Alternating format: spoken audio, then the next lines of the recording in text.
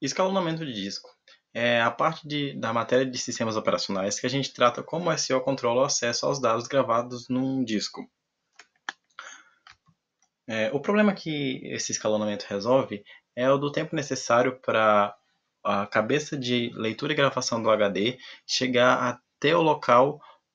em que ela deve ler os dados requisitados. E os principais fatores que levam a gente a escolher qual o algoritmo certo de escalonamento de disco para determinado processo são a posição do braço de leitura no cilindro correto dentro do HD, dentro do disco, a rotação até o setor correto que o cabeçote de leitura tem que fazer e o tempo de transferência real do dado. Pensando nisso e pensando que esses movimentos mecânicos, tanto de rotação do disco quanto da cabeça de impressão, são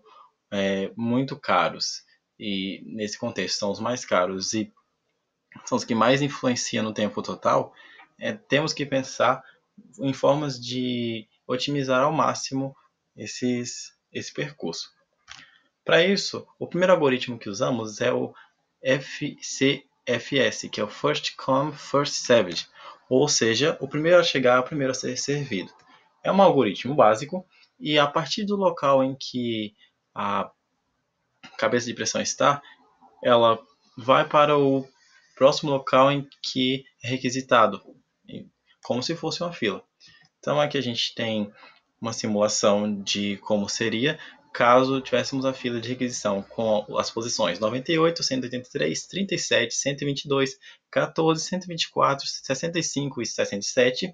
e a posição inicial da cabeça de leitura e gravação fosse a 53. Perceba que ele vai de um em um seguindo a ordem da fila, independentemente, sem se preocupar com questão de tempo, mas, no entanto, a implementação desse algoritmo é muito mais fácil. E aí, para resolver esse problema de tempo, temos o algoritmo de Short Seek Time First, que é o algoritmo em que o local mais próximo da cabeça em que a cabeça de impressão está é o próximo a ser servido.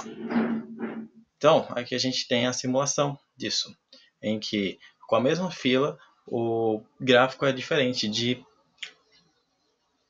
acesso. Então ele vai para os mais próximos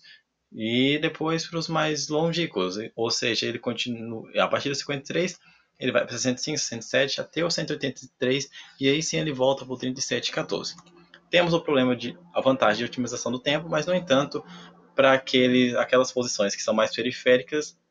podemos ter um problema de entrega de serviço para elas, causando uma desvantagem nesse algoritmo.